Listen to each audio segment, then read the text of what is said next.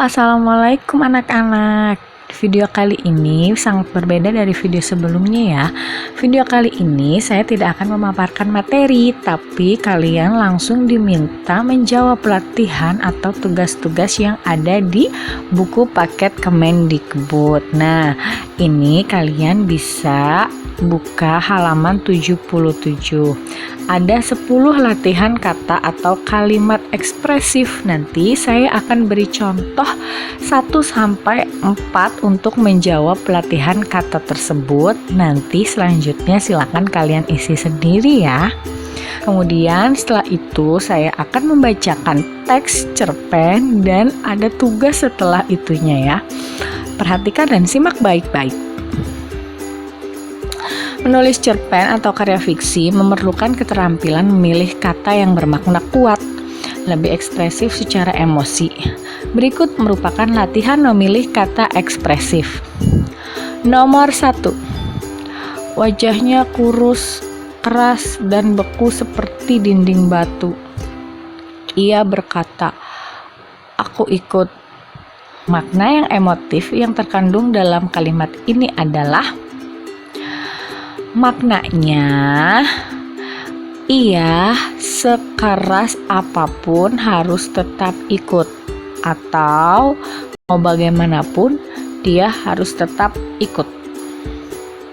Kemudian yang kedua, untuk menyatakan diam yang lebih ekspresif adalah jawabannya, ia diam membatu, atau bisa juga ia diam membisu.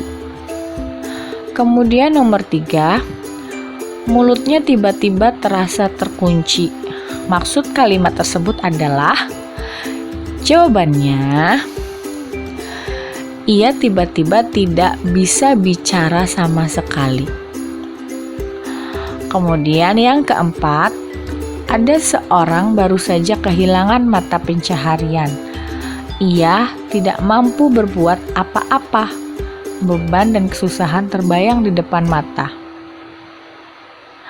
Reaksi orang itu, ia tertawa.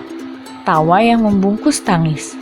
Maksud kalimat yang tercetak miring adalah, nah, yang tercetak miring di sini, ia tertawa, tawa yang membungkus tangis.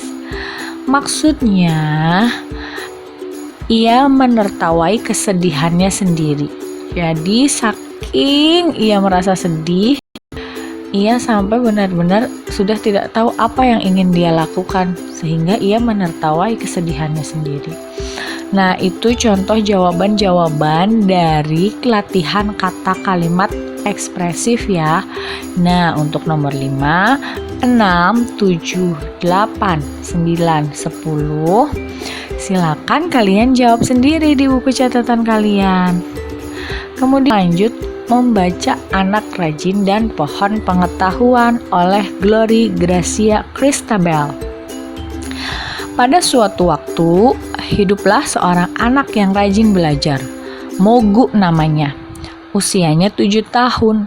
Sehari-hari ia berladang, juga mencari kayu bakar di hutan. Hidupnya sebatang kara. Mogu amat rajin membaca. Semua buku dihabis di lahapnya.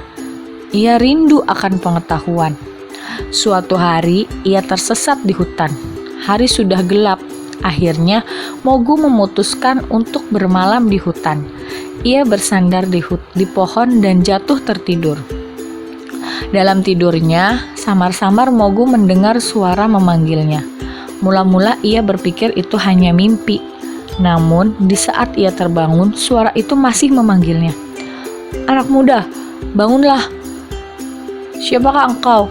Mengapa kau ada di sini?" Mogu amat bingung. Dari mana suara itu berasal? Ia mencoba melihat ke sekeliling. "Aku di sini. Aku pohon yang kau sandari," ujar suara itu lagi. Ketika Mogu menengok, alangkah terkejutnya ia. Pohon yang disandarinya ternyata memiliki wajah di batangnya. "Jangan takut, aku bukan makhluk jahat. Aku Tule, pohon pengetahuan. Nah, perkenalkan dirimu," ujar pohon itu lagi lembut. Aku Mogu, pencari kayu bakar. Aku tersesat. Aku terpaksa bermalam di sini, jawab Mogu takut-takut. Nak, apakah kau tertarik pada ilmu pengetahuan? Apa kau bisa menyebutkan kegunaannya bagimu? Tanya pohon itu. Oh, iya, aku sangat tertarik pada ilmu pengetahuan.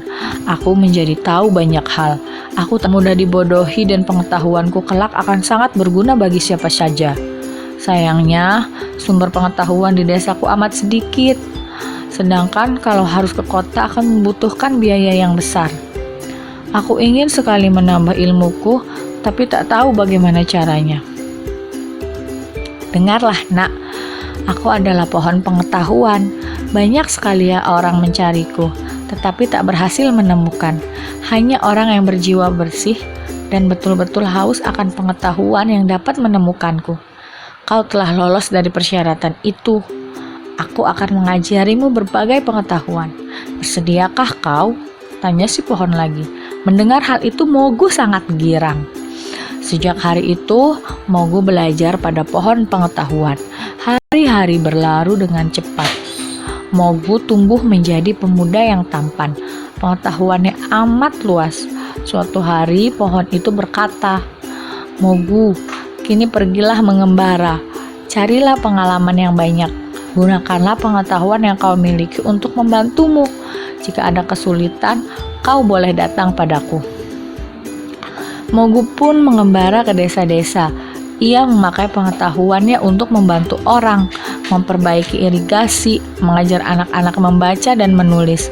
Akhirnya, Mogu tiba di ibu kota. Di sana, ia mengikuti ujian negara. Mogu berhasil lulus dengan peringkat terbaik sepanjang abad. Raja amat kagum akan kepintarannya. Namun, ada pejabat lama yang iri terhadapnya, pejabat Monda. Ini tidak senang Mogu mendapat perhatian lebih dari raja. Maka ia mencari siasat supaya Mogu tampak bodoh di hadapan raja. Tuan Mogu, hari ini hamba ingin mengajukan pertanyaan. Anda harus dapat menjawabnya sekarang juga di hadapan Baginda, kata pejabat Monda. Silakan Tuan Monda, hamba mendengarkan, jawab Mogu. Berapakah ukuran tinggi tubuhku? Tanyanya. Kalau hamba tak salah, tinggi badan Anda sama panjang dengan ujung jari Anda yang kiri sampai ujung jari Anda yang kanan bila direntangkan, jawab Mogu tersenyum. Pejabat Monda dan raja tidak percaya. Mereka menyuruh seseorang mengukurnya. Ternyata jawaban Mogu benar. Raja kagum dibuatnya. Pejabat Monda sangat kesal, tetapi ia belum menyerah. Tuan Mogu, buatlah api tanpa menggunakan pemantik api. Dengan tenang, Mogu mengeluarkan kaca cembung, lalu mengumpulkan setumpuk daun kering. Ia membuat api menggunakan kaca yang dipantulkan ke sinar matahari. Tak lama kemudian, daun kering itu pun terbakar api. Raja semakin kagum, sementara Tuan Monda semakin kesal. Luar biasa. Baiklah, aku punya satu pertanyaan untukmu.